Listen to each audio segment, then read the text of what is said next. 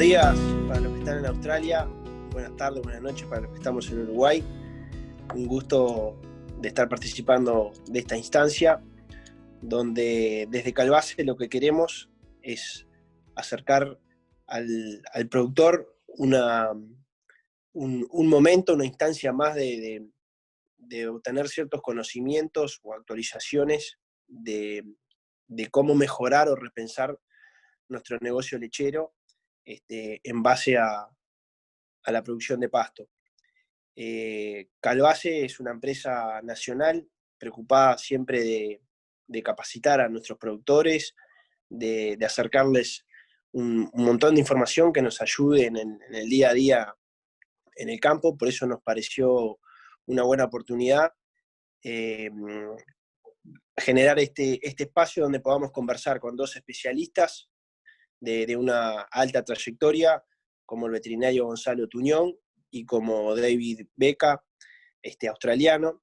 En el caso de Gonzalo, argentino, correntino, pero que conoce muy bien la situación de Uruguay, porque trabajó 4 años en un tambo muy grande en Uruguay, en Olam, trabajó 2 años en INIA, en el área de la coordinación de las transferencias tecnológicas. Y en el caso de David, CEO de New Zealand Farming System en su momento, fundador de dos conocidas empresas como Red Sky y como la consultora Interlac. Por ende, si bien son especialistas de otra parte del mundo, conocedores de otros sistemas en otras partes del mundo, también conocen muy bien la realidad uruguaya, y eso es lo que le da la credibilidad para hoy estarnos contando cómo ven al sector lechero en Uruguay, qué desafíos tienen por delante para seguir siendo más competitivos. Y bueno, desde Calvase es un honor tenerlos acá. Gonzalo, contanos cómo sería tu presentación, y bueno, adelante. Muchas gracias, Ignacio, gracias, Calvase. Es un placer poder estar de nuevo con los amigos uruguayos. Nosotros, tanto David como yo, tenemos muchos amigos por allá. Yo en mi experiencia en INIA también recogí amigos de todas partes de Uruguay, así que es un placer, por lo menos desde la virtualidad, estar en contacto con ustedes, tratar de agregar valor a lo que ya están haciendo los admirados productores uruguayos. Lo que vamos a hacer, que los invito a que se animen a mirar, vamos a hacer 2 charlas que intentar contar por qué nosotros estamos tan convencidos de que el sistema pastoril es la respuesta. David, por su lado, va a contar una historia de cuáles son los productores exitosos en el mundo, cuáles son las regiones donde esto funciona, lo del sistema pastoril, y qué están haciendo. Y cómo lo están haciendo. Y él va a dejar ahí, y yo en mi charla me voy a enfocar más en el cómo que en el qué, pasando por la vaca, por la persona y por el pasto, y voy a hacer especial hincapié en el cómo cosechar más forraje, que es un aspecto que interesa mucho, que siempre despierta interés, pero que es tan difícil de hacer. Y bueno, yo les voy a dejar algunas premisas básicas de manejo para que si todo sale bien, a ustedes les agrega valor en sus empresas y en sus predios. Así que bueno, espero verlos, y bueno, de vuelta les agradezco la oportunidad. Bienvenidos a este webinar de Calvase, desarrollando tambos más resilientes y rentables. Es un objetivo importante para los productores lecheros en cualquier país del mundo. Mi presentación tiene el título de Claves determinantes para tambos en las que se utilizan pasturas.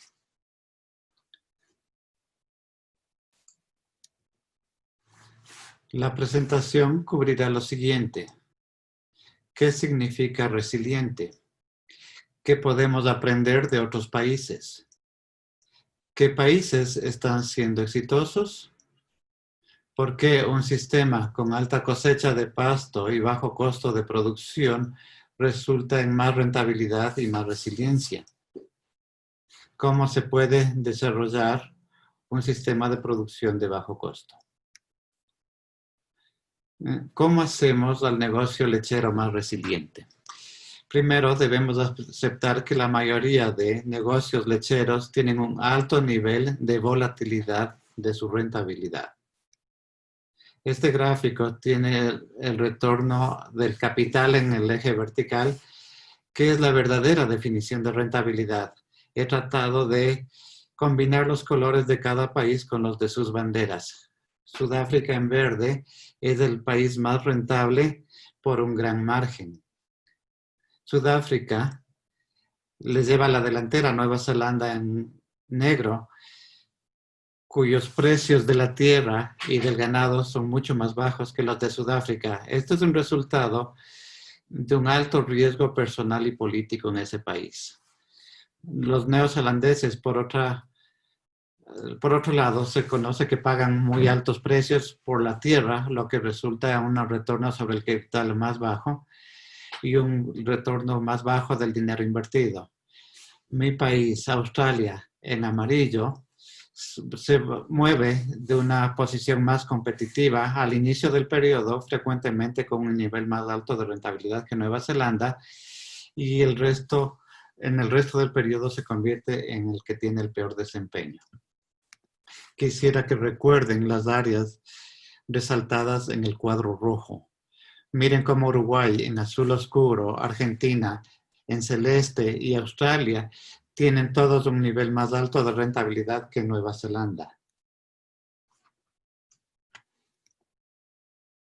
Este es el mismo gráfico de rentabilidad en los últimos 17 años, aunque se han reemplazado las líneas con líneas de tendencia con los puntos del cuadro anterior.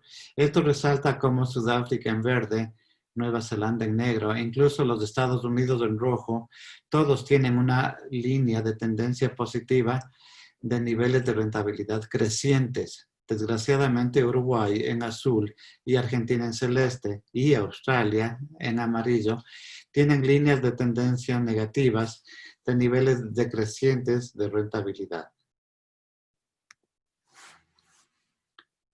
Este gráfico tiene la rentabilidad por vaca en el eje vertical.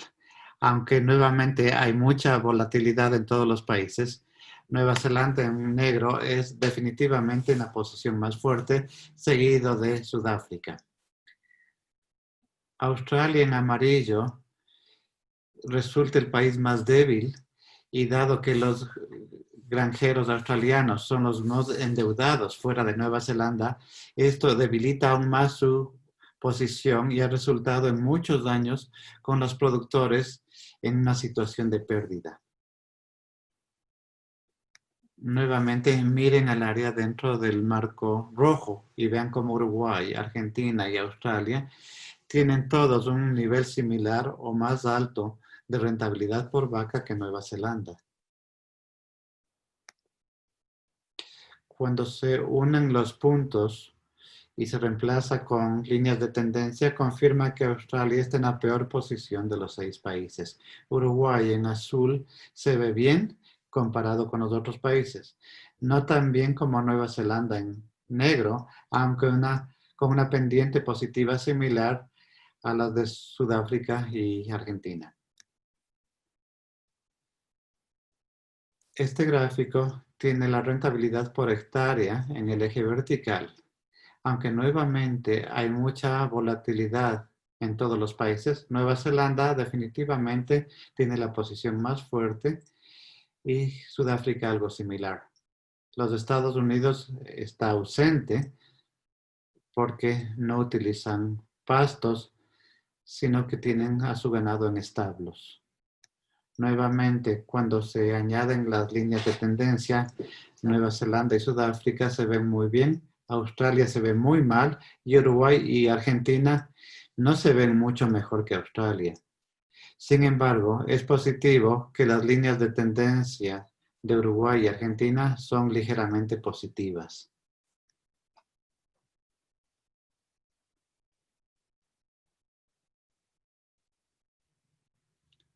Si el nivel de rentabilidad es volátil para todos los países y mientras más grande es el margen de rentabilidad, será rentable durante más años. Este gráfico tiene el margen de rentabilidad operativa en el eje vertical, que es el porcentaje de cada dólar ganado que se retiene después de que se pagan los gastos operativos.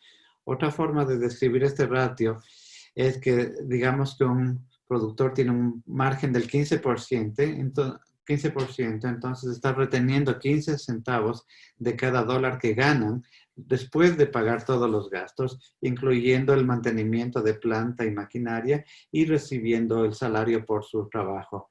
Esto deja estos 15 centavos de cada dólar para pagar intereses y capital de cualquier préstamo y para invertir en el negocio o utilizar de otra forma el dinero. Aunque hay mucha volatilidad en este ratio, Nueva Zelanda está claramente en la posición más fuerte y luego Sudáfrica en la siguiente. Uruguay en azul y Argentina en celeste está en una posición mucho mejor que Australia y los Estados Unidos.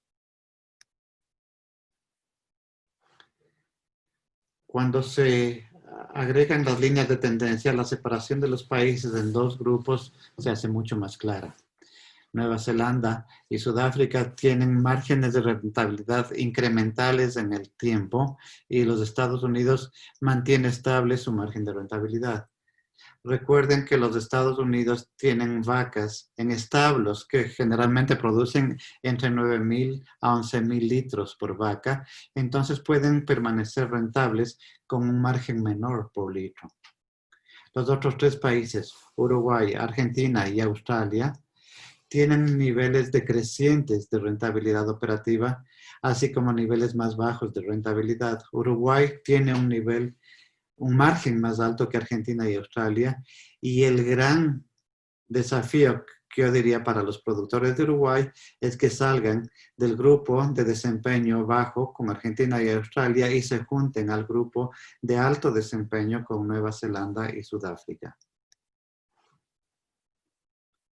Este gráfico muestra el crecimiento en producción anual de leche en los 6 países utilizando los años 2002-2003 como base 1. Uruguay en azul se ve impresionante, aunque Argentina, el crecimiento anual de oferta lechera ha decrecido o se ha detenido en los últimos años. Australia en amarillo es claramente el menos saludable, dado que ha sufrido un crecimiento negativo en los últimos 17 años. Una vez que se agregan las líneas de tendencia, la división entre los tres países con crecimiento consistente se igualan a aquellos con las tendencias más consistentes en el margen de rentabilidad. Estos países son Nueva Zelanda, Sudáfrica y los Estados Unidos. Australia y Argentina se ven particularmente mal, con ambos teniendo decrecimientos en la oferta nacional de leche en los últimos años. Nuevamente, el desafío para Uruguay es alterar la tendencia reciente de baja rentabilidad y baja oferta y ponerse a los niveles de Nueva Zelanda y Sudáfrica. Los cambios en el precio de la leche son la razón más significativa para la volatilidad, aunque otros factores como el costo del suplemento y las variaciones en la cosecha de pasto pueden tener un impacto. Y aunque los precios de la leche son volátiles, las variaciones en el precio de la leche entre países se han venido reduciendo. Este gráfico tiene el precio de la leche en centavos americanos por litro de leche corregido por energía. Hay una serie de factores interesantes aquí. El precio en Nueva Zelanda es el más volátil, dado que ese mercado depende muchísimo en las exportaciones. Sudáfrica, en verde, tiene una ventaja sobre todos los países, excepto los de Estados Unidos, hasta el año 2011. Lo que se esperaría históricamente, ya que se enfocan en la producción doméstica, aunque esta ventaja ha desaparecido en años recientes. El precio en los Estados Unidos es casi siempre significativamente más alto que todos estos otros países, lo que puede ser una advertencia inicial para aquellos países del hemisferio sur que quieren aprender o imitar al sistema de producción de los Estados Unidos. Desde el año 2007, los precios de la leche son bastante similares en Uruguay, Australia, Nueva Zelanda, Argentina y Sudáfrica. Entonces, el precio de la leche no explica ninguna de las diferencias en el desempeño financiero de estos países. Tampoco explica por qué a algunos países les está yendo mejor que a otros. Cuando se añaden las líneas de tendencia, el factor más importante es cómo el precio de la leche en todos los países progresivamente se han ido acercando. La reducción de las diferencias entre los precios internacionales de la leche, independientemente de la región, se ha acelerado en el periodo del 2017 al 2013 debido al gran aumento de las importaciones de leche de la China y un gran incremento en las exportaciones de productos lácteos de los Estados Unidos. Entonces, si se quiere desarrollar un negocio lechero que sea más resiliente, se debe reducir el costo de producción para que haya un mayor margen de rentabilidad en todos los años.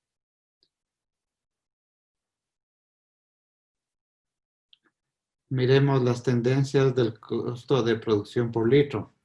Esta es la medida única más importante fuera del retorno del capital que deben controlar los negocios lecheros. ¿Por qué?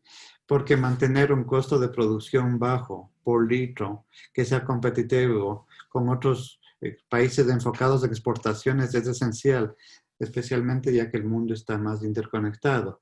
Incluso las industrias más enfocadas al mercado doméstico están expuestos a los productos importados, entonces deben poder competir con esos productos respecto al precio.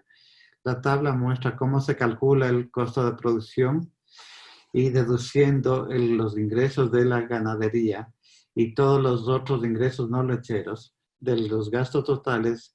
Esto permite un costo de producción de 28 centavos por litro, que se compara directamente con un precio de 33 centavos. La diferencia es un margen de rentabilidad de 5 centavos por litro. Se puede ver en este gráfico que Uruguay y Argentina tienen el costo más bajo de producción de todos los países entre el 2003 y 2007. Y recordarán que en este periodo ambos países fueron más rentables que Nueva Zelanda. Sin embargo, desde entonces el costo de producción tanto en Uruguay como en Argentina ha crecido a una tasa mucho más rápida que Nueva Zelanda, Estados Unidos y Sudáfrica. Los Estados Unidos en rojo tienen un costo de producción sustancialmente más alto en todo el periodo, lo que nos hará preguntarnos por qué tantos productores de Argentina y Australia y en cierto grado en Uruguay han estado adoptando los sistemas de producción del estilo norteamericano.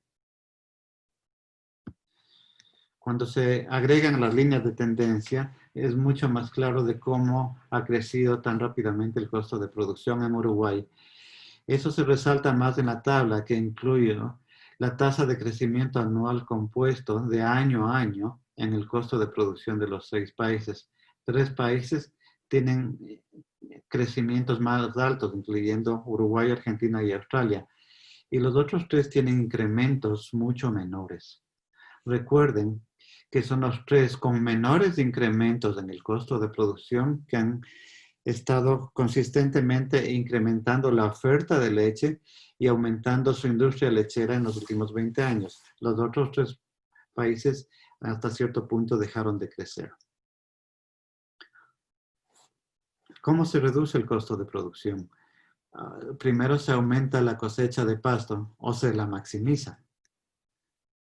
Este gráfico describe la relación de la cosecha de pasto con la rentabilidad desde una perspectiva estadística usando una base de datos australiana. En el eje vertical está el retorno en capital y en el eje horizontal está la cosecha de pasto.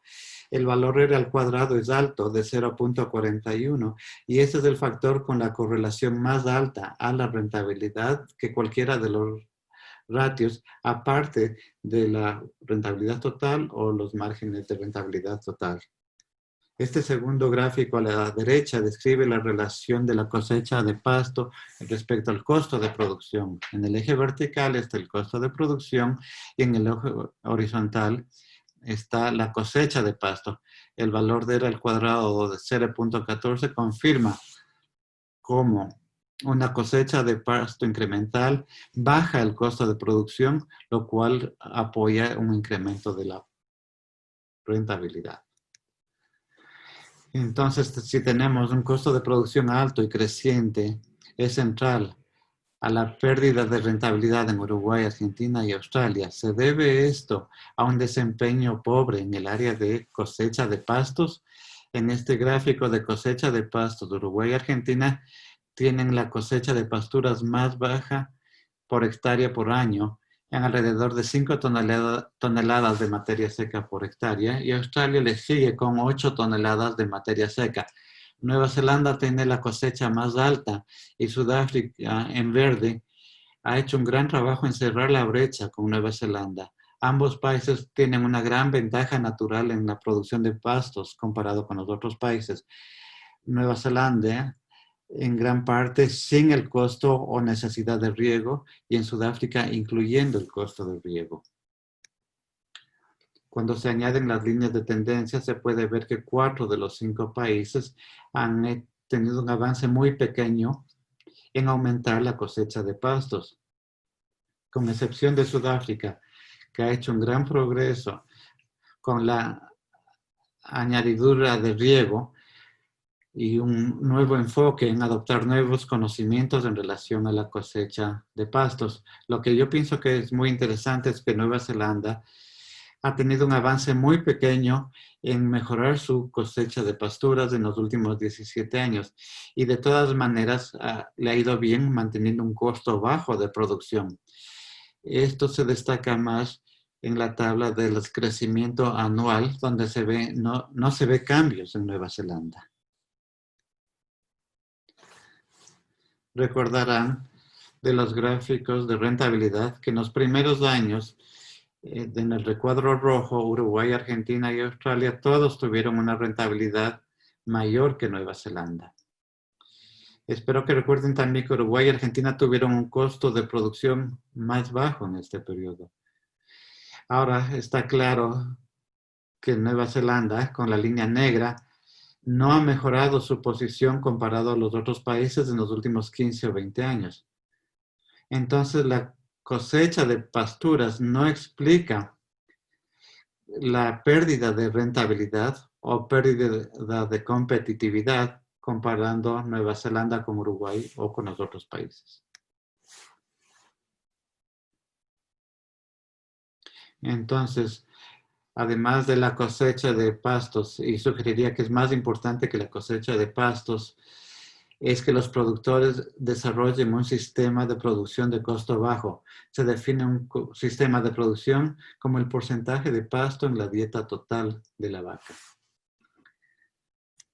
Este gráfico muestra los cambios en los pastos como un porcentaje en la dieta total o el cambio de producción, el sistema de producción. Nueva Zelanda se destaca con un porcentaje alto de pastos en la dieta. Agregando las líneas de tendencia y la tabla de cambio del periodo de 17 años, se ve que, y es evidente que Nueva Zelanda ha cambiado muy poco su sistema de producción en este periodo, siendo el contenido de pasto más del 75% de la dieta. Igual que los productores de otros países, los de Nueva Zelanda incrementan el uso de suplementos que eleva el costo de producción cuando el precio de la leche es alto, pero revierten la mayoría, si no todo esto, cuando baja el precio de la leche. Sin embargo, todos los otros países tienen grandes decrecimientos en el pasto como porcentaje de la dieta, con Australia y Argentina teniendo el decrecimiento más grande. Y son Argentina y Australia con el incremento más grande en el costo de la producción y con una pérdida de rentabilidad. Estos países han coincidido con incrementos significativos en el aumento de concentrado alimentado por vaca y continuando la crianza de ganado tipo de Estados Unidos. Este cambio de sistema de producción también está en el centro de lo que ha erosionado la rentabilidad de los productores uruguayos. Entonces, los costos de producción bajos vienen de tener un alto porcentaje de pasto en la dieta. Esta tabla podrá ayudar a comprender el impacto en el costo de la producción mientras se alimenta menos pasto por vaca y más concentrado y otros suplementos. La tabla incluye la producción y el costo de compra del pasto, concentrado y forraje. Y luego calcula el ratio de concentrado y forraje al costo de pastos. El ratio concentra el costo de forraje y costo de pasto, y esta es la clave. Miren a la escala de esto, digamos, a los concentrados en Uruguay, donde en promedio son 220% más caros que el pasto. En Australia, donde cuesta un 240% más que el pasto. El costo del forraje también es muy significativo y más caro que el pasto, aunque no tanto como los concentrados. Entonces, mientras más y más pasto de bajo costo se reemplaza con suplementos mucho más caros, el costo de producción generalmente sube. Este gráfico muestra el costo total de alimento por litro. Estos costes incluyen todos los concentrados, forrajes y pastos, así como el costo de alimentación de crianza del ganado joven. Entonces, mientras el pasto es un porcentaje bajo de la dieta, el costo por tonelada es tan grande que aumenta el costo de alimento por litro. Nueva Zelanda tiene fácilmente el costo más bajo por litro, aunque el precio del concentrado en Estados Unidos por tonelada son más bajos que en los otros países en el mundo. El costo total de alimentación por litro es mucho más alto que todos los otros países del grupo. Una vez más, aunque esto sea una posición sostenible en los Estados Unidos, dados que tienen precios altos de la leche, es una gran advertencia para todos los otros países que no adopten el sistema de producción de los Estados Unidos si están expuestos a los precios internacionales de la leche. Cuando se agregan las líneas de tendencia, Argentina y Uruguay se han movido de tener costos totales de alimentos similares a Nueva Zelanda al inicio del periodo a ser mucho más altos que Nueva Zelanda y más cerca de los Estados Unidos al final del periodo. Esta tabla desglosa los gastos totales por litro, el gasto total de alimentación, más mano de obra, más todos los otros gastos, e incluye un cálculo del porcentaje de los gastos totales que cada uno de estos representa. Como confirma la tabla, el costo de alimentación comprende del 40 al 60% de los costos totales de los tambos utilizando pastos y del 60 al 70% de las granjas de confinamiento. Los costos de mano de obra son el siguiente costo más grande de las granjas utilizando pastos, entre el 15 y el 25% del costo total, y el resto de los costos suman otro 20 a 35% del costo total. Entonces, el costo del alimento es el costo dominante en cualquier negocio lechero, y si un grupo de productores o una industria quiere significativamente cambiar su costo de producción, entonces esta es el área donde deben hacer los cambios más grandes. Este gráfico muestra los gastos operativos total por litro, incluyendo todos los gastos. Desde el 2009, Nueva Zelanda tiene el costo operativo más bajo por litro y Estados Unidos tiene los gastos más altos en todo el periodo. Uruguay y Argentina comienzan el periodo con los gastos más bajos, pero desde el 2012 tienen los gastos más altos después de los Estados Unidos. Australia comienza el periodo con gastos similares operativos a los de Nueva Zelanda, pero progresivamente los va aumentando hasta un nivel similar al de Argentina. Las líneas de tendencia destacan más de estos cambios y confirman lo importante que es que los productores de Uruguay reviertan esta tendencia.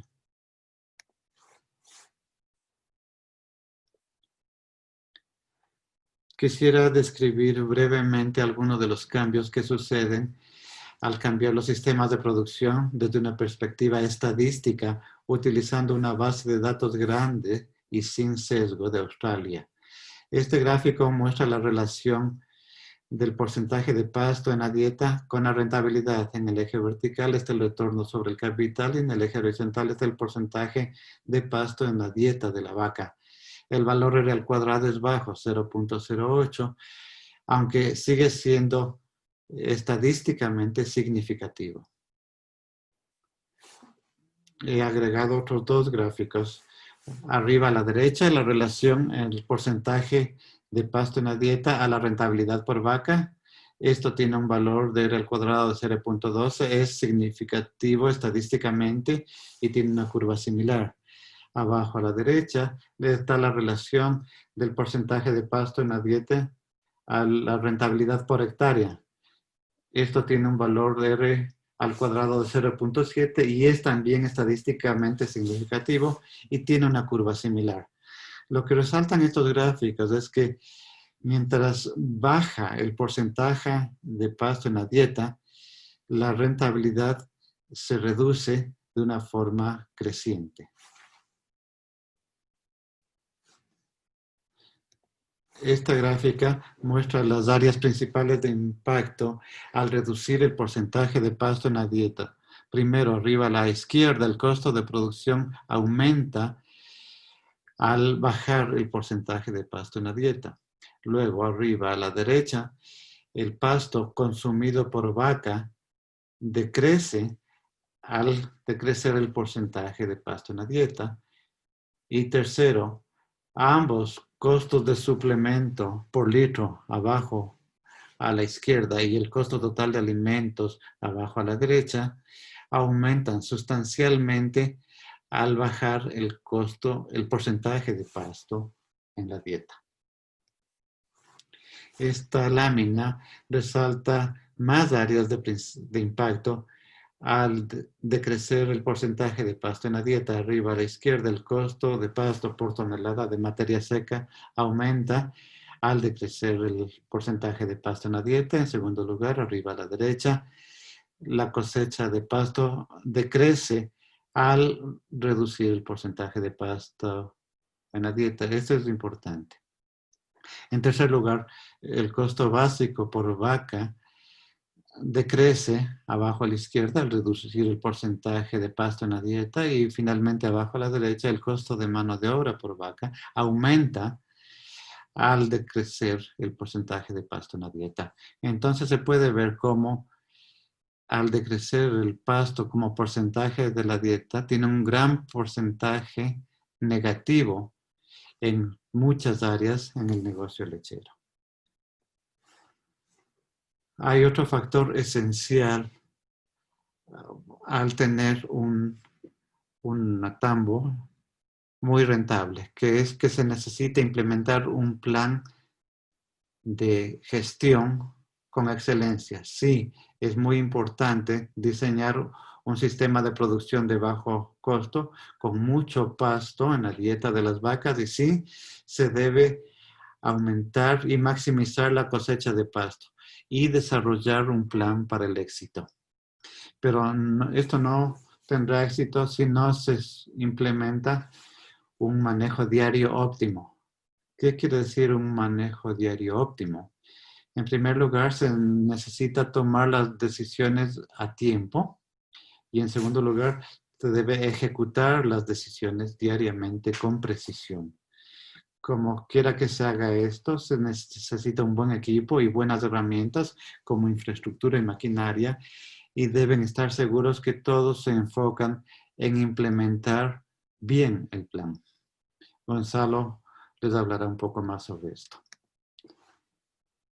En resumen, para construir negocios lecheros más resilientes y sostenibles, reducir el costo de producción será lo más importante. Una opción importante para reducir el costo de producción es aumentar la cosecha de pasto y la otra es la selección del sistema de producción. El cambio en el sistema de producción hacia un mayor porcentaje de pasto en la dieta reducirá el costo de producción. Sin embargo, esto puede requerir un cambio en el tipo de vaca para muchos productores. Esto significa que cambiar el sistema de producción toma tiempo, así que empiecen ya. Y ante todo, implementen la estrategia elegida con precisión y a tiempo. Gracias.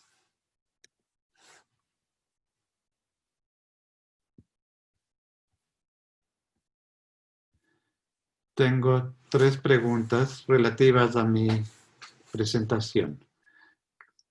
La primera, ¿cómo convencería a los productores de que cambien de enfoque cuando sienten pasión por sus vacas y quieren maximizar la producción individual de las mismas? Cuando dicen que mejorar la rentabilidad consiste en aumentar la producción de leche por vaca para diluir los costos y mejorar la eficiencia de la conversión alimenticia. Es una muy buena pregunta y la respuesta podría depender del productor. Si se trata de alguien que está interesado en leer publicaciones, entonces inicialmente les proveería enlaces a algunos artículos económicos o científicos que cuestionarían su opinión. Si se trata de alguien que ya haya analizado en detalle el rendimiento financiero de su tambo, entonces podría proporcionarles algunos datos comparativos de rendimiento del tambo que destacarían cómo los productores más rentables no producen necesariamente más leche por vaca. Si se tratara de alguien que formara parte de un grupo de estudio de productores con el que yo también estuviera familiarizado, entonces analizaría con ellos cuáles de los productores están logrando los mayores niveles de rentabilidad y cuáles eran las características más comunes de estos productores de mayor rendimiento. Sin embargo, lo más importante sería tratar de convencer al productor de que realice un análisis integral del negocio agrícola y de hacerlo de tal manera que quede claro qué partes del negocio están funcionando bien y cuáles no. Este primer paso de analizar el negocio es esencial, ya que puede cambiar la discusión de lo que el productor siente que va bien con la granja a una discusión sobre el rendimiento real. El siguiente paso es tomar el rendimiento actual del tambo y crear algunos escenarios.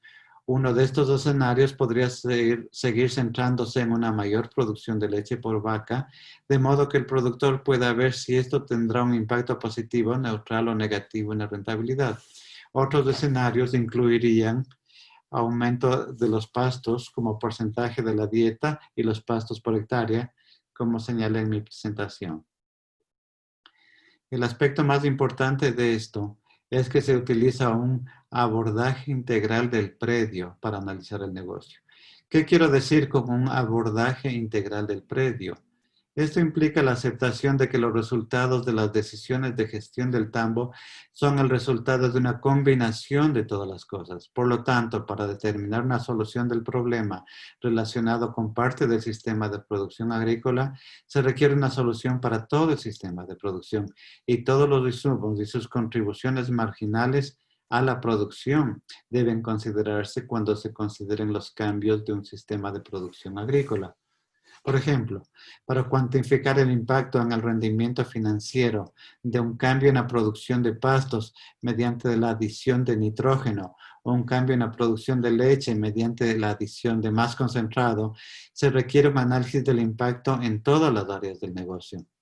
Esto incluiría el impacto en las personas para gestionar los pastos y las vacas, el impacto en los vehículos y la maquinaria para gestionar los pastos y las vacas, el impacto de la sustitución por la alimentación de más pastos o más concentrado para las vacas y la posible necesidad de que más vacas consuman el pasto extra debido al nitrógeno extra que se aplicó o del pasto sustituido como resultado de la alimentación con el concentrado adicional.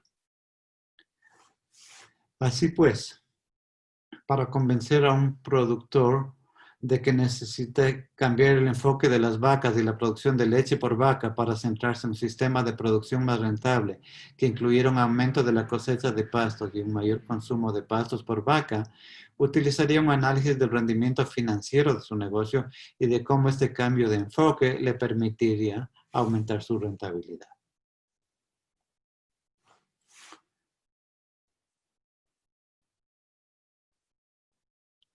Pregunta 2. ¿Qué indicador es mejor? ¿Rentabilidad por vaca, rentabilidad por hectárea o rentabilidad por litro? Con seguridad no quisiéramos usar demasiados indicadores. Es cierto que no quisiéramos utilizar demasiados indicadores, pero también es cierto que ningún ratio único puede describir un negocio agrícola. El rendimiento del capital define la rentabilidad, por lo que este es el mejor indicador de todos. La rentabilidad por vaca o por hectárea son bastantes buenos indicadores del rendimiento de capital, y como son un poco más fáciles de calcular, uno de ellos también podría utilizarse para controlar el rendimiento. Ambos se refieren al capital, ya sea de las vacas o de la tierra, por lo que se podría utilizar cualquiera de ellos. La rentabilidad por litro es un indicador bastante diferente, ya que no se refiere a una unidad de capital, sino a una unidad de producción, la leche. Por lo tanto, se trata de un ratio de margen o un ratio de riesgo. El margen de utilidad operacional es otro margen o ratio de riesgo.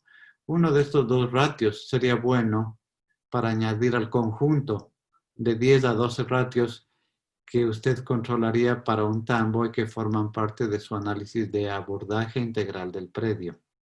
Como ya hemos discutido, también se necesitan algunos ratios de pasturas, así como algunos ratios de suplementos, algunos ratios de eficiencia del personal, un ratio de costo por vaca y un ratio de costo por hectárea, para poder controlar todas las áreas importantes que, cuando se combinan, arrojan el nivel de rentabilidad del negocio. Si un tambo tiene deudas, también se puede tener la necesidad de monitorear un par de ratios de solvencia. Recientemente he elaborado un documento que identifica lo que deberían ser este grupo básico de 10 a 12 ratios si un productor o un consultor quisiera controlar el rendimiento del negocio y desarrollar planes para aumentar la rentabilidad del tambo. Tercera pregunta.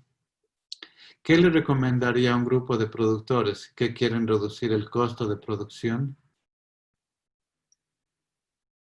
Como señalé en mi presentación, el objetivo de disminuir el costo de producción es el mismo objetivo de aumentar la rentabilidad. Estos son objetivos importantes para los productores si quieren seguir siendo competitivos con otros productores de leche, no solo en Uruguay, sino también con los productores de otros países del mundo. Para que los productores disminuyan sus costos de producción, deben aumentar la cosecha de pastos, aumentar el porcentaje de pastos en la dieta y aplicar un manejo diario adecuado, tal como se ha mencionado. También es muy importante utilizar el abordaje integral del predio para analizar las oportunidades de mejorar el rendimiento financiero. Para ello es necesario que los productores analicen su negocio agrícola y controlen un conjunto de ratios para ver qué es lo que mejora y qué es lo que no mejora en su negocio. Los productores deben tener un plan definido sobre lo que debe cambiar y en lo que debe centrarse para reducir el costo de producción y aumentar la rentabilidad. ¿Qué más recomendaría a un grupo de productores? También recomendaría que formaran parte de un grupo de estudio con otros productores que tengan un objetivo similar para analizar su negocio y centrarse en objetivos que reduzcan sus costos de producción, aumenten su rentabilidad y creen un negocio agrícola más resiliente. Estos grupos pueden ser muy eficaces y productivos si comparten el análisis de sus negocios agrícolas entre sí, de modo que puedan aprender unos de otros. He participado en muchos grupos de productores en Australia, Nueva Zelanda y Sudáfrica. Dentro de estos grupos debe haber productores que son muy buenos en algunas esferas del rendimiento y no tan buenos en otras, lo que significa que todos pueden aprender algo de otros productores del grupo. Muchos de estos grupos han venido reuniéndose por más de 10 años. El principio importante es que los miembros del grupo sean abiertos y honestos entre sí y comparten la verdadera situación financiera y el nivel de rendimiento de su negocio con todos los demás miembros del grupo. Con eso concluyo mi presentación. Gracias.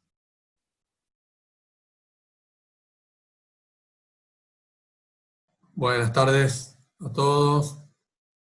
Quiero agradecer a Calbase por la invitación, por permitirme ser parte de este emprendimiento y por poder contarles hoy algo de mi visión sobre cuáles son las claves para desarrollar un negocio lechero más resiliente y rentable.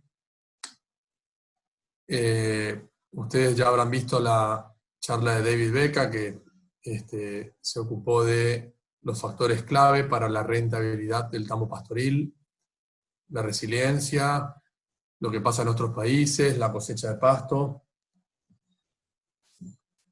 No hay, en esta visión, no hay duda de que el futuro de los negocios rentables tiene que ver con la posibilidad de desarrollar sistemas de bajos costos relativos, con altos porcentajes de pasto en la dieta, con altos niveles de cosecha de pasto por hectárea totales, y también, como tercer punto, con la excelencia en la implementación y la ejecución de un plan estratégico. Entonces, la excelencia en la implementación y en la ejecución.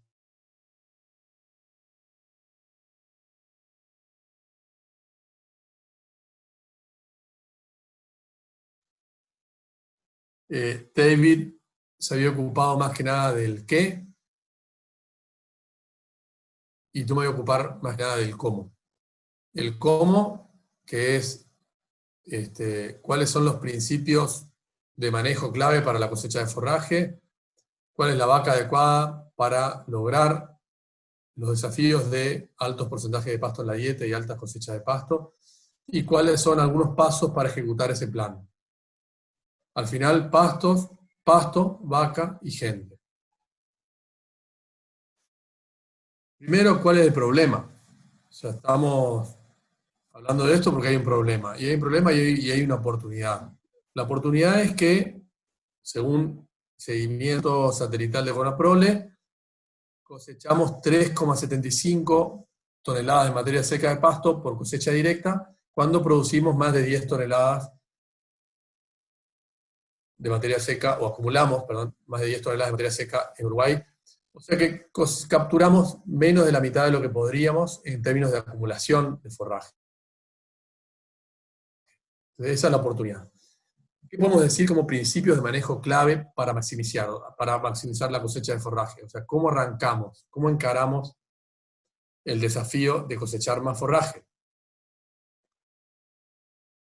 Y les voy a hablar de tres cositas que tienen que ver con la mirada de más largo plazo. La primera es el paradigma. ¿Qué vemos cuando miramos? ¿Qué vemos cuando miramos? Cuando miramos un sistema pastoril, vemos la vaca primero, y cuando vemos la vaca primero, indefectiblemente pensamos en su dieta, en la suplementación, en cómo sacarle la mayor cantidad de leche a esta ubre, y en último lugar en el pastoreo directo. Eso sería un paradigma que mira a la vaca primero. El otro paradigma, que es el que tiene que ver con todos los cañones puestos en esas premisas fundamentales del sistema pastoril, que son cosecha de mucho pasto y mucho porcentaje de pasto en la dieta. Ese paradigma tiene que ver con mirar primero esto, mirar primero el pasto. Y eso no significa no mirar a la vaca. Lo que sí significa es asegurarnos de que hacemos todo lo posible para producir y cosechar mucho pasto, y después hacemos las demás cosas. Suplementamos, hacemos reservas y nos ocupamos del pastoreo. Esta transparencia me la cedió Santiago Fariña. Me parece muy importante y es un aspecto filosófico, pero paradigmático de un sistema de producción pastoril que busca las premisas que decíamos. Entonces el paradigma, el pasto primero. Segundo, en segundo orden, un poco como un homenaje al profesor Holmes, uno de los padres de los sistemas pastoriles, que él hablaba de él siempre decía, es todo oferta y demanda, todo oferta y demanda. Y la planificación anual que uno puede hacer para adelante en un sistema pastoril, necesita entender cómo crece el pasto, cómo es la curva de crecimiento del pasto. En este caso, no importa, pero es un tambo de Nueva Zelanda, pero no importa, el concepto acá es entender la foto grande del sistema pastoril, para después tratar de poner todos los cañones para hacer una demanda que esté lo más cerca posible de esa curva de oferta. Este es el segundo punto al que quiero hacer alusión en términos de la estrategia, las medidas de largo plazo de planificación. Y el tercer punto, como decía McMikan, otro de los padres del pastoreo, que decía que por lejos, para bien o para mal, la carga animal es lo que más impacta en la eficiencia del sistema. Hay casi como un eslogan que dice que sin carga no podés. O sea, sin carga animal no hay presión de pastoreo, sin presión de pastoreo es muy difícil ser eficientes en la cosecha del recurso pasto, ¿no? Entonces, acá pongo como ejemplo un ensayo que hizo Bauraco en Argentina, en Rafaela, interesante, muy simple, con 3 tratamientos, 1,6, 2,1, 2,6 vacas por hectárea. Lo que él fue capaz de demostrar en un ensayo experimental es que a medida que aumentaba la cosecha, aumentaba la carga animal, aumentaba la cosecha de pasto, disminuía la leche por vaca, pero aumentaba la leche por hectárea. Bien simple, y esto es lo que uno es capaz de escalar y ver en numerosas bases de datos de tambos comerciales. Entonces, más carga, más capacidad de cosechar pasto por hectárea, menos leche por vaca, pero más leche por hectárea. Entonces esas son las 3 premisas fundamentales o los 3 aspectos que yo quería resaltar en la parte estratégica, que sería el paradigma, la foto grande de oferta y demanda y la carga animal como factor fundamental. Ahora, seguimos en esto del cómo, ¿no? Y en las decisiones prácticas de manejo de corto plazo, la propuesta es un método para cosechar pasto. Y acá les voy a contar uno de los métodos, no es el único, pero sí usa conceptos y principios de manejo que son innegociables. Lo que decimos las 3R, cuando lo diseñamos en INIA, cuando yo trabajaba en INIA, con Santiago Fariña, dijimos, a ver, estábamos viendo, bueno, cuántos kilos crecen, cuántos kilos doy, cuántas hectáreas, y al final lo escribimos en una guía, y le pusimos, que fue idea de Santiago, decir, che, si siempre es recorrida, rotación, remanentes, pongámosle las 3R. Y así le empezamos a dar forma a una propuesta de metodología de pastoreo que fue evaluada y validada en condiciones experimentales en el tambo de Enia Estanzuela y está siendo evaluada a nivel comercial. Con mucho entusiasmo y, por supuesto, mucho aprendizaje. Yo les voy a describir un poco eso de manera bien escueta y resumida, pero dejando por ahí, haciendo hincapié en los aspectos fundamentales. Primero, la recorrida semanal. Esta es la recorrida de gestión, de control, es la recorrida que tiene que ver con lo de gestionar, lo de medir, lo de registrar. Es una recorrida, acá tenemos unas fotos. A mí me gusta siempre resaltar que este es un productor de Sudáfrica, al cual tuve el gusto de ir a visitar, junto con David, y él es dueño de su predio, un predio grande, y él hacía sus recorridas todos los lunes. Nosotros llegamos un lunes y lo acompañamos a hacer su recorrida. Acá tenemos algunos uruguayos, Ecuador, bolivianos, es decir, gente de carne y hueso que se pone al hombro el tema de la gestión del pasto a través de recorridas y todo lo demás, que ahora vamos a describir. Lo primero, que no tiene por qué ser un fantasma en una recorrida, es estimar la cantidad de forraje, la biomasa. El procedimiento puede ser cualquiera, realmente no tiene por qué ser muy sofisticado, sí tiene que ser consistente y tiene que ser una cosa a prueba de, yo siempre digo, a prueba de personas, o sea, que no dependa de que si una persona no puede, se cae todo el sistema. O Entonces tiene que ser práctico, tiene que ser repetible y tiene que ser consistente. Entonces esa es la actividad 1 de la recorrida. La actividad 2 tiene que ver con conocer, entender, animarse a observar en ese paradigma de mirar, empezar a entender la fisiología de las plantas, los cambios semanales, cómo reaccionan las plantas ante los cambios climáticos, ante la fertilización, ante la lluvia. Registrar, de esa no nos podemos escapar. Algunos somos más haraganes que otros, pero registremos lo que vemos en esa recorrida. Hay hoy en desarrollo, yo estoy siendo parte de un desarrollo de una herramienta para registrar con una aplicación web. INIA también está haciendo esfuerzos grandes en una red de pastoreo, es decir, hay mucho puesto en esto, entendiendo que no tiene por qué ser un cuello de botella para la ejecución de la recorrida y de lo demás. Analizar los datos, siempre doloroso. ¿Cuántas veces vemos casos que tenemos demasiados datos no analizados, información no analizada? Y esto tiene que ver con simplificar. O sea, a veces lo que parece complejo es simplemente, como en este caso, esta planilla que parece muy compleja, lo que hace es ver las diferencias semanales que existen en un potrero, en tasa de crecimiento y en días por hoja. Entonces analizar la recorrida. Simular, para no rompernos la cabeza, cuando esto capaz que ya en un paso en un sistema de recorrida ya instalado, pero pongo esto porque no podemos saber nunca con precisión cuántos kilos de pasto comen los animales, pero sí podemos ayudarnos con herramientas como este software de nutrición. Es una acción que yo la puse al acto de la recorrida, que es una actividad adicional muy importante.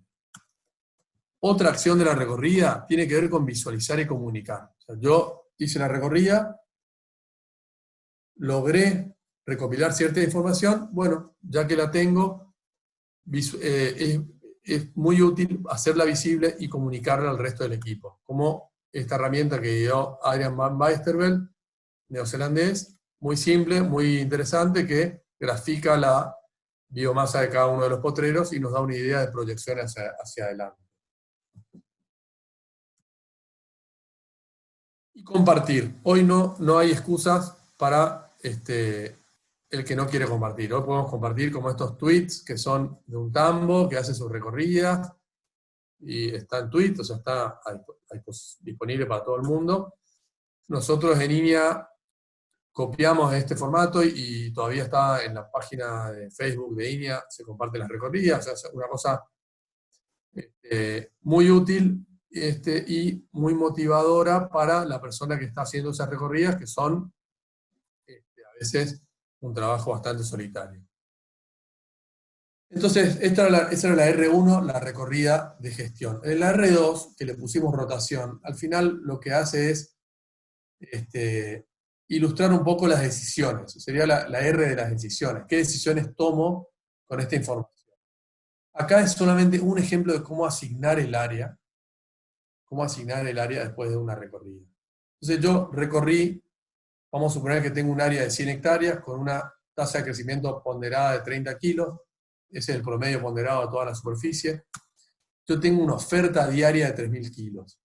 Ese es mi aporte diario de pasto, lo que aparece cada día en la superficie de pastoreo. Si yo divido eso por la cantidad de animales que tengo, yo tengo una oferta, una posibilidad de comer cierta cantidad de pasto por vaca. Y eso, cuando hablamos de decisiones, es si yo logro ordenarme de manera tal que yo hago la recorrida de manera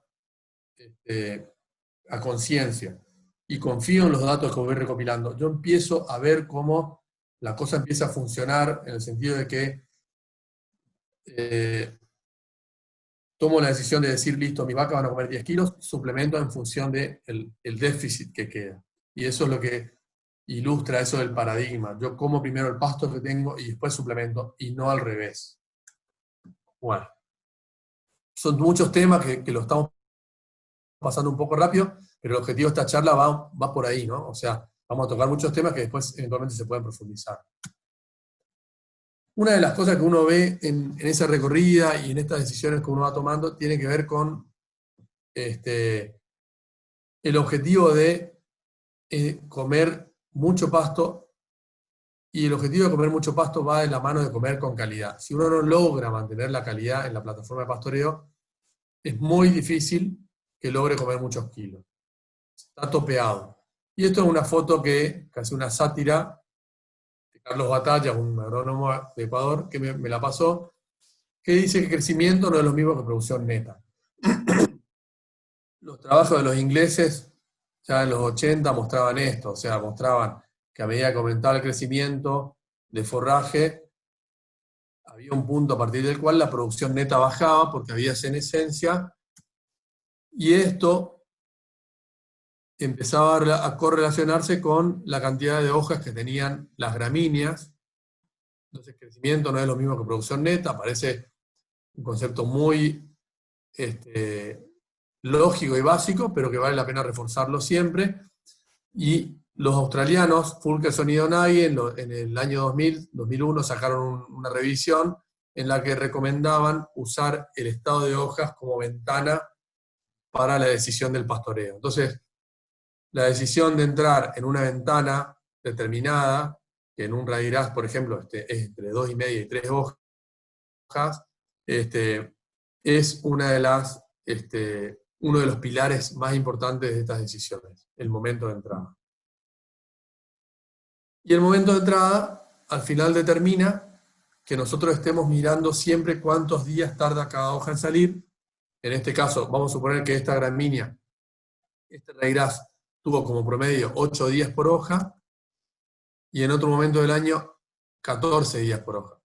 Entonces, ¿qué hago yo? Si yo hago un sistema, si yo me enfoco en un sistema que sigue la fisiología de las plantas, yo lo que voy a hacer es, cuando tengo 8 días por hoja, yo voy a salir a comer, voy a tratar de comer a una velocidad tal que me permita volver a los 20 días.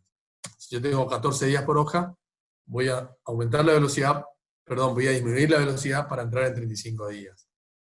Y esto fue un cambio muy grande en la manera de mirar el pastoreo, que revolucionó la cosecha de forraje en los lugares pastoriles.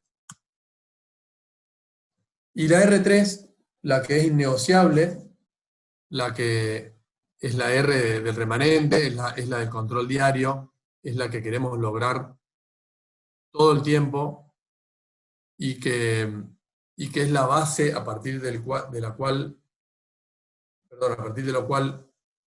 está el rebrote y todo el funcionamiento del sistema, son los remanentes, o sea, lo que queda después del pastoreo.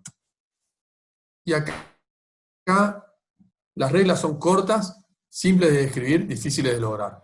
El remanente objetivo es una regla arbitraria porque es más o menos 1 centímetro, de 5 centímetros. Esto entre matas de rechazo. 5 centímetros. Con algunas variaciones estacionales, con algunas variaciones de recursos, pero en términos generales, un remanente óptimo llega hasta la altura del segundo nudillo, como está la foto. No tiene más de 15% de matas de rechazo, que son las partes con bosteos y orina. Se logra a través de una rutina de control diaria. Es por lejos la tarea más importante en el control de la gestión del pastoreo. Y evita comer rebrotes. Por eso pusimos la regla de las 48 horas. Algunos comentarios sobre el remanente. La verdad que hay fotos para poner, hay videos, hay experiencias, pero a mí me gustó mucho este trabajo que hizo Chapman en la isla sur de Nueva Zelanda. Con este trabajo Chapman dijo muchas cosas. Él fue capaz de explicar que una sola rotación de 45 días, partiendo de distintas alturas, fue suficiente para ver cambios grandes en la estructura del tapiz vegetal. Este Radirás perenne. Entonces, ¿qué hizo Chapman y su equipo? En una parcela de 3 hizo un remanente de 3 centímetros, en otra parcela 4,5 y en otra parcela 6,5. Entonces esto era por corte, ¿no? Volvió 45 días después y encontró que el remanente, que partía de 4,5 centímetros, había acumulado casi 600 kilos más que un remanente más bajo. Ahora, Esto dice muchas cosas, esto es un paper interesantísimo, yo se lo puedo pasar, tiene un montón de implicancias. Lo que me parece más fuerte acá es que uno se pregunta por qué, si cada hoja tardó la misma cantidad de tiempo, por qué este tratamiento acumuló más pasto.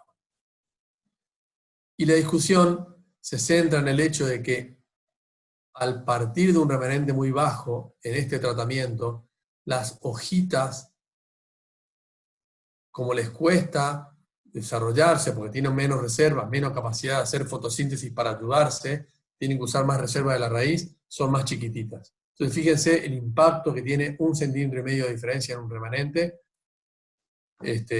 y por qué es tan importante como regla de manejo. Son 600 kilos de materia seca en una rotación de 45 días.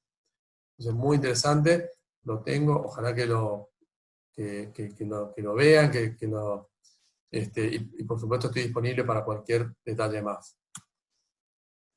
Y todo esto, que es una movida mundial, o sea, hay mucha ciencia atrás y muchos trabajos, y hay un poco de marketing, entendiendo el marketing como la buena comunicación efectiva.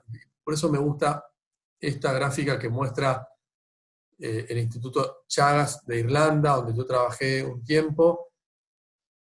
Ellos muestran de 2001 a 2005, ellos decían, nosotros recomendábamos 6 centímetros de salida y 3 centímetros de entrada y acumulábamos esta cantidad de pasto.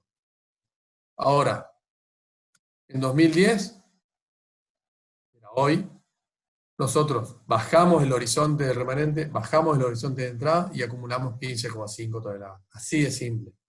Así de simple. Y de ahí salían las recomendaciones. Bueno, entonces acá estoy en la mitad de la charla, ya pasamos la parte pasto. Acuérdense que estábamos hablando de aspectos que tienen que ver con el pasto, aspectos que tienen que ver con la vaca que queremos, y aspectos que tienen que ver con la gestión, con la persona que lleva adelante la ejecución y la implementación. ¿Cuál es la vaca adecuada para un alto porcentaje de pasto en la dieta y alta cosecha de pasto para este sistema que describió David también y que es tan desafiante para la vaca y para el manejo de esa vaca? Es un tema controversial, un tema para el cual hay muchos trabajos y hay muchas experiencias, y es un tema que no pasa de moda porque la vaca juega un rol fundamental como engranaje en ese sistema. Y por ahí vale la aclaración de que la mirada, en esta mirada, la mirada de la vaca es una parte del sistema y no al revés, no que el sistema está funcionando en función de la vaca, sino que la vaca es una parte del sistema.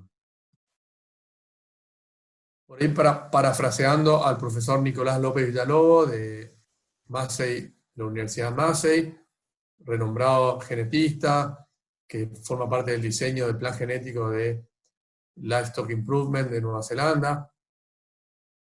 Él dice, los padres de las vacas que hoy deben ser seleccionados, entonces los padres de las vacas de hoy deben ser seleccionados bajo condiciones donde serán utilizados. Esto lo que quiere decir es, los toros que yo voy a usar para producir mis vacas, es mejor que yo los busque en lugares donde se hayan seleccionado con las condiciones donde van a estar produciendo mis vacas. O sea, ¿de qué me sirve a mí tener un toro que por más que en el catálogo diga que tiene un montón de aptitudes funcionales, y que está alineado con los objetivos del sistema pastoril, pero ¿de qué me sirve eso si ese toro fue seleccionado en condiciones que no tienen nada que ver con un sistema al aire libre? Entonces, este es un tema que ya tiene décadas de discusión. Acá la típica foto de la 4x4, de la Fórmula 1, entonces, ¿qué sistema tengo yo? Yo tengo un sistema que necesita una 4x4 o un sistema que necesita una Fórmula 1, y ese tema no pasa de moda y tiene que ver con la planificación, el diseño de un sistema y buscar la vaca adaptada a ese sistema. Hay muchos ensayos, yo tengo una lista de ensayos porque es un tema que a mí me apasiona y yo estuve buscando bibliografía hace años. entre ellos los estudios de maestría de Daniel Laborde, que empezó en fines de los años 90 a ver vacas pesadas contra vacas livianas de raza Holanda, Nueva Zelanda. Este ensayo fue uno de los últimos más paradigmáticos que probaba el efecto de líneas genéticas americanas grandes, irlandesas medianas y neozelandesas chicas en el sistema neozelandés. O sea, neozelandés en Irlanda o americano. Esto está publicado, yo les puedo pasar la publicación. Lo que quería poner en evidencia con esta transparencia es que esto ya está muy probado, muy estudiado en los países pastoriles que tienen esta problemática hace tiempo. Como resumen de este ensayo, Horan y colaboradores encuentran que hay una diferencia muy grande en preñez, en el desempeño de estos biotipos, y es lo que termina moviendo la aguja para elegir un biotipo más tirado hacia irlandés, neozelandés en los sistemas de producción irlandeses. Entonces, ensayo de líneas genéticas. También otro irlandés, Donna Berry, un líder en genética cuantitativa y cualitativa, o sea, que trabaja con la parte molecular de la genética, pero también con la parte estadística. ¿Qué necesitamos, dice él, para generar o producir la vaca del futuro? Entonces ellos ya están pensando en la vaca del futuro, ¿no? En los problemas nuevos. La vaca ideal en Irlanda es la vaca que produce altas cantidades de producto de alta calidad, tiene buena performance reproductiva, o sea, se preña, tiene salud, buena longevidad, no come grandes cantidades de alimento, es dócil, tiene buena conformación, tiene impacto ambiental bajo y es resiliente ante perturbaciones externas, o sea, es robusta, es rústica. ¿Por qué les pongo esto? Bueno, primero porque me pareció interesante, es un resumen de una publicación anterior que les mostré de Donna Berry, pero aparte porque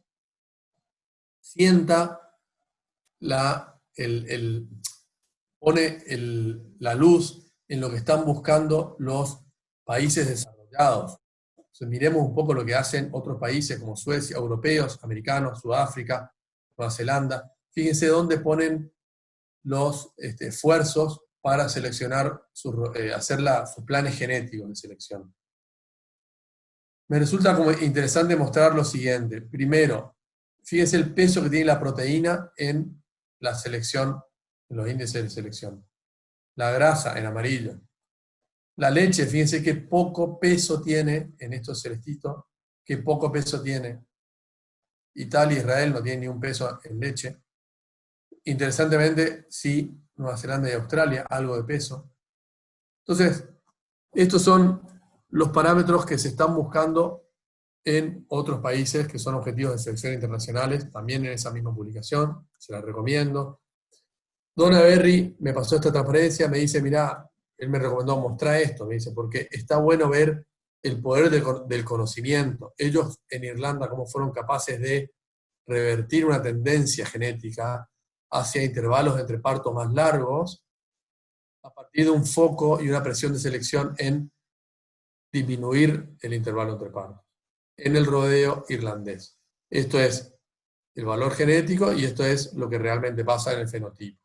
Entonces, el título de esta transparencia es que el conocimiento sirve, el poder de conocimiento.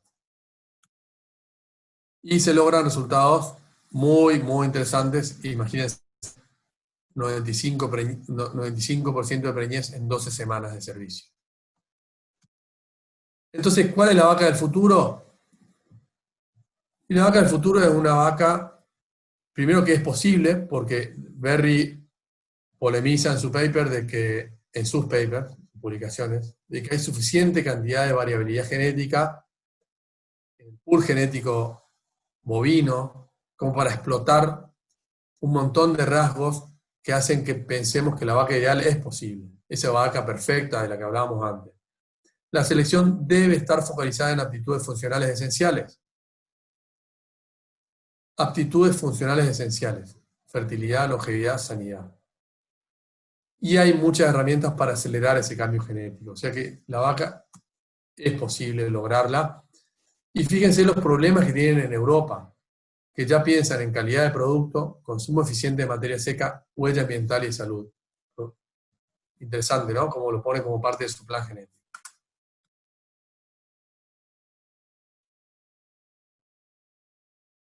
Y ahora, después de haber hablado de la parte del pasto, de la parte de la vaca, quiero pasar a los pasos para ejecutar el plan de rentabilidad y resiliencia. Eso que decíamos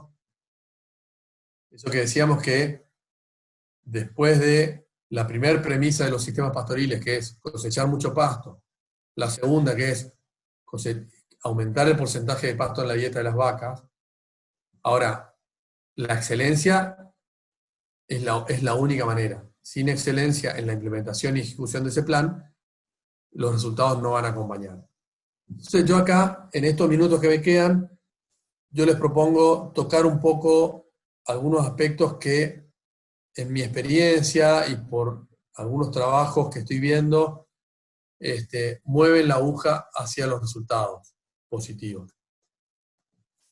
Y para eso los invito a pensar un poco en lo que vi una vez en un trabajo también de Australia, que hablaba en este trabajo de la Universidad de Melbourne, se hablaba de enfocarnos un poco cómo es la vida de la persona que está poniéndose al hombro un sistema pastoril, haciendo todo lo que se tiene que hacer en un sistema pastoril, todas las decisiones que se tienen que tomar. Y eso hace que ese trabajo, como dice acá en inglés, dice un tambero pastoril, o en nuestro caso muchas veces son los encargados de los tambos pastoriles, tiene más de 170 habilidades. Esto yo lo traduzco como toma más de 170 decisiones. Y esa persona tiene una vida y está pensando en un montón de cosas, no solamente en las cosas que tienen que ver con la parte productiva. Entonces, esa persona es la persona que queremos que se ponga al hombro el plan y que alcance la excelencia. Pensemos en la rutina de trabajo de esa persona, pensemos en la capacidad que tiene esa persona de organizar su trabajo de manera tal que logre rutinizar sus protocolos de trabajo. Pensemos, los invito a pensar en esta regla que vi que me gustó en Instagram, la regla de los 21 días para construir un hábito, pero también la regla de los 90 días para generar un estilo de vida, una cultura de trabajo. Y me gustó para aplicarlo al concepto de todo este cambio paradigmático de realmente enfocarse en el pasto y hacerlo bien necesita tiempo, no es de un día para el otro. Y necesita liderazgo, porque esa persona, que puede ser el dueño, o puede ser un encargado, o puede ser el hijo de un dueño, que está empoderada, necesita el liderazgo suficiente para comunicar y convencer y contagiar a un equipo de trabajo. Entonces esa persona es el fusible. Y me quiero enfocar un poco en esa persona. Y para esto traigo a colación un trabajo muy interesante también de Australia, no es casualidad, de la Universidad de Tasmania, que hablan de un coaching, un seguimiento, un apoyo. Hicieron un trabajo en 30 tambos siguiendo uno a uno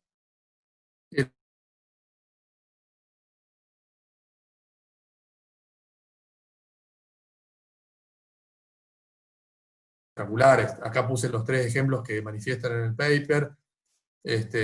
Brian Lawrence pasó de 11,6 a 14,3 toneladas. Nigel Brush, 6,1 a 13,3. Stuart Burr, 9,1 a 13. O sea, los dos son espectaculares y tiene que ver con seguir esos procesos de cerca con un coaching. Otra cosa que es un consuelo para mí es que hoy el aprendizaje, a partir de 2010, y llegó para quedarse, el aprendizaje de los decisores. Esas personas de las que estamos hablando son las que generan red y generan conocimiento y comparten el conocimiento. Eso cambió y llegó para quedarse. También una mirada hacia la población de los tambos. Les cuento un estudio que se hizo en CREA, Argentina. Casi la mitad de las personas que trabajan en los tambos hoy en Argentina tienen menos de 30 años.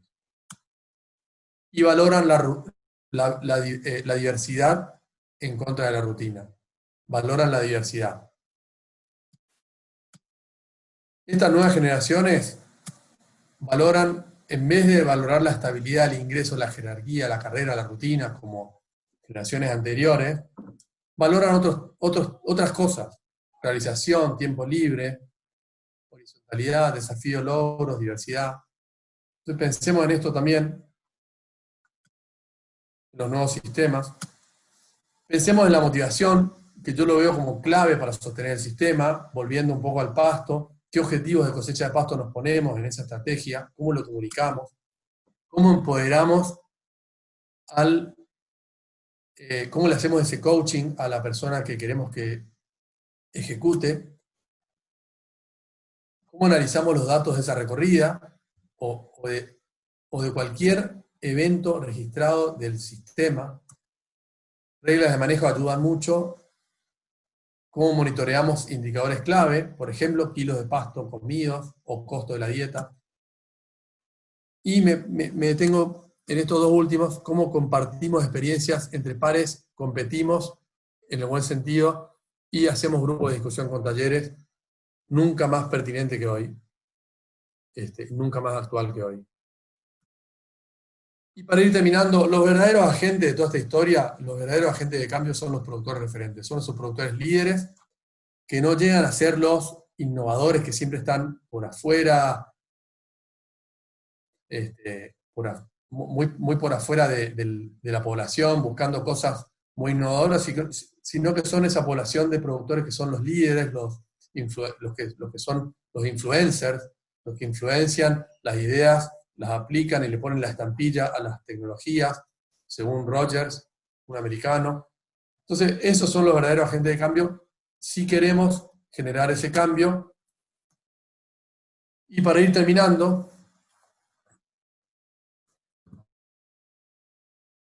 como para reflexionar después de tantas cosas que estuvimos viendo, déjenme volver un poco al principio con lo siguiente. El tambero uruguayo está cosechando la mitad del pasto de lo que se acumula. Esto nos tiene que doler y tiene que ser el motivador para generar un cambio. Ahora, este es el promedio del tambero uruguayo. Hay tamberos, hay sistemas que se están manejando muy bien, logrando resultados excelentes, y me imagino que todos ya saben dónde están y lo pueden ir a ver. Pero el tambero promedio está cosechando la mitad de lo que crece, la oportunidad es abismal. La estrategia que yo les conté y que planteo en esta pequeña presentación, la estrategia empieza por un paradigma o por un estado mental de mirar el pasto primero, sigue con una mirada global del sistema de planificación a largo plazo, buscando el match entre oferta y demanda, y usa la carga como factor prioritario en el diseño de ese sistema. Entonces esa es la estrategia. En la táctica, que ya es la táctica de corto, mediano plazo, la táctica diaria, semanal y estacional, en esa táctica es necesario sistematizar el manejo. Y yo lo que hice fue proponerles un método, un protocolo que es las 3R, pero que no tiene por qué, es una opción, no le estoy diciendo úsenlo. De hecho, cada sistema puede tener su propio protocolo, pero sí sigan esas reglas que son irrenunciables, innegociables, que están probadas por la ciencia y validadas y evaluadas a campo. Entonces, el sistema pastoreo 3R es una opción. Cuando pensamos en la vaca, un tema que abrimos y cerramos la puertita, un tema que da para debatir, pero la vaca es la que se adapta a las exigencias, no al revés. No es que las exigencias del sistema o el diseño del sistema se adaptan a una vaca, sino que la vaca es un jugador del sistema. Las nuevas generaciones traen consigo nuevas motivaciones y son los que nos van a salvar la papa. Con lo cual, pensemos, miremos, entendamos qué quieren esas generaciones. Y por último, los productores líderes son los verdaderos agentes de cambio y son los que, en mi mirada, van a empujar el cambio hacia adelante en estos aspectos que estamos viendo. Entonces, bueno, habiendo terminado las conclusiones, con ese mate atrás, en esta modalidad virtual, lo que hicimos junto con David fue indagar 3 preguntas. Entonces, estas 3 preguntas fueron formuladas y fueron enviadas a nosotros. Yo lo que hago ahora es, bueno, volver a agradecer a Calbase por la invitación y voy a contestar a esas preguntas. La primera pregunta es, dice, mientras que me organizo para poner en práctica la recorrida, ¿cuál es la tarea más importante para hacer cada día o cada semana? Y esta es una pregunta muy sensata y la verdad que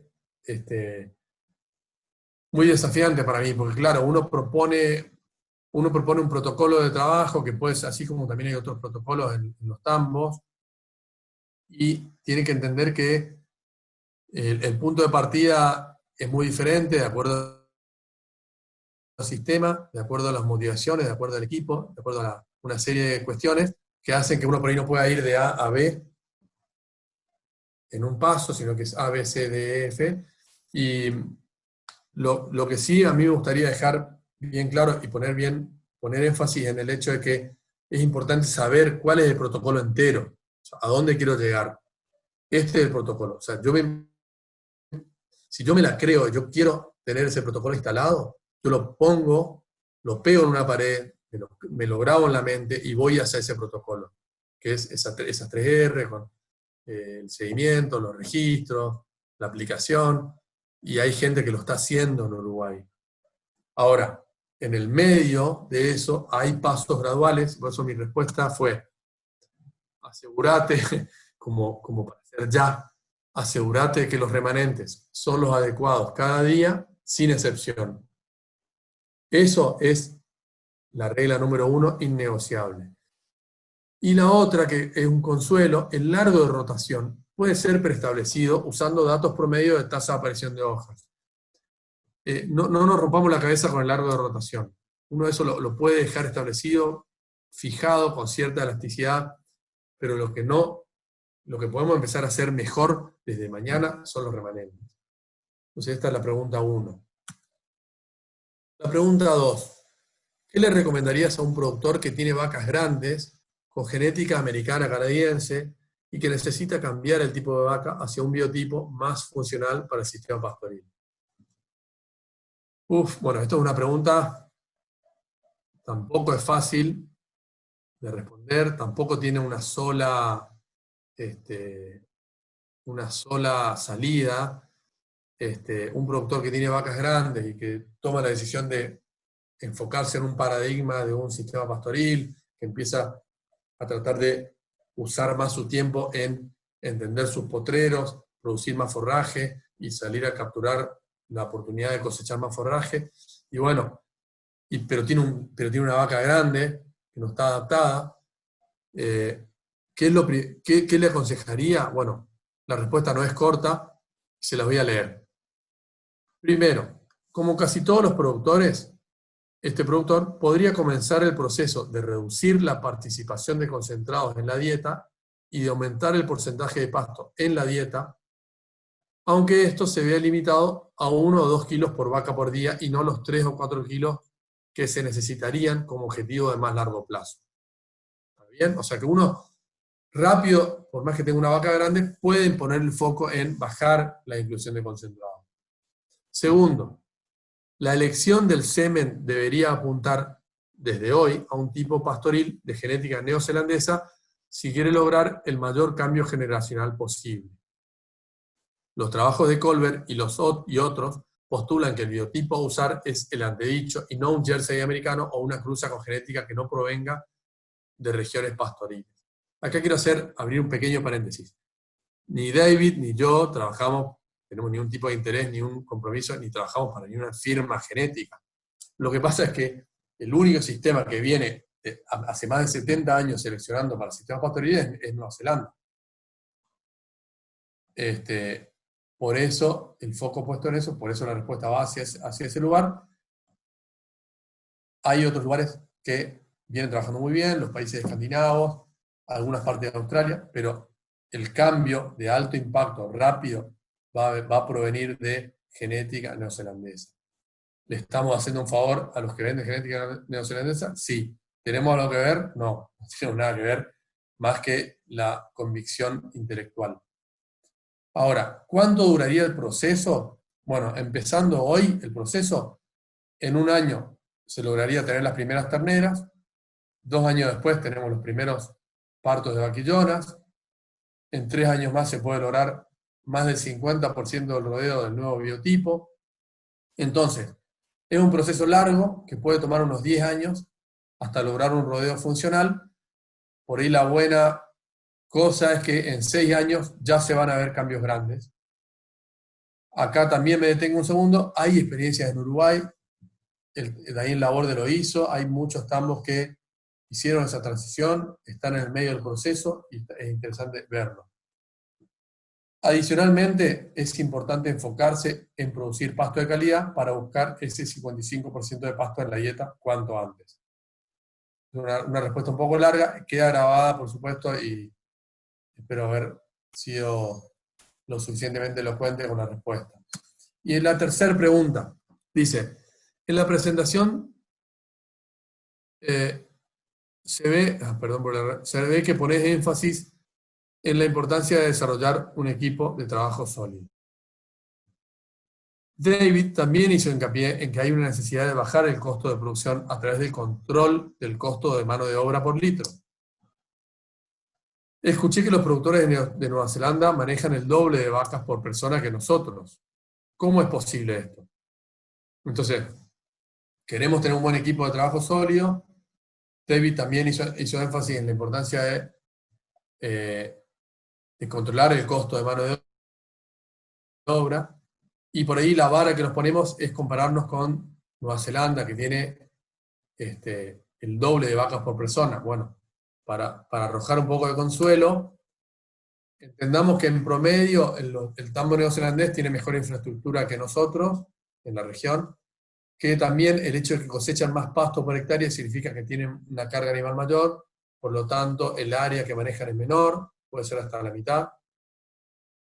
Entonces, hay más porcentaje de pasto en la dieta con menos vacas para manejar, eso primero juega a favor para ellos.